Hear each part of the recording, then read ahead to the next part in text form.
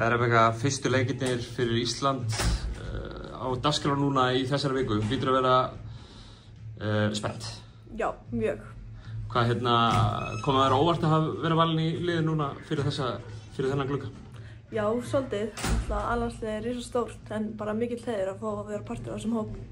Nú hefur þú verið í yngri landsliðum Íslands núna á síðustu árum og varst með U20 núna síðasta sumar, þrátt að vera ekki kannski svona í þeim aldursflokki og hlýtur nú að vera með svona einhverja reynslu á þessu svona alþjóðlega sviði. Já.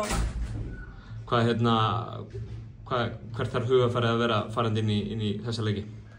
Bara ákveðni og bara barátta og vilji. Þú kom inn í landsliðshópinn í fyrsta skiptið. Hefur eitthvað verið að æfa með þeim áður? Nei, bara æfingarnar, fyrir. Já. Hvernig hefur þið verið tekið í hópnum? Bara mjög vel. Bara stelpurnar bara taka mjög vel á móti mér. Eru þær duglegar að miðla reynslu sinni til yngri leikmanna? Já. Hver myndirðu segja að vera duglegust að segja þér til hvað væri að fara að gerast?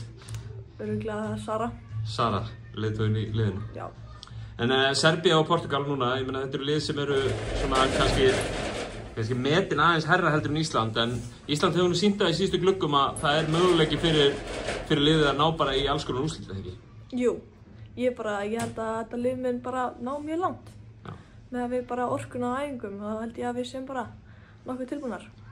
Kærar þakkir Rebekka og gangið vel á miðvikudaginn. Takk hérlega.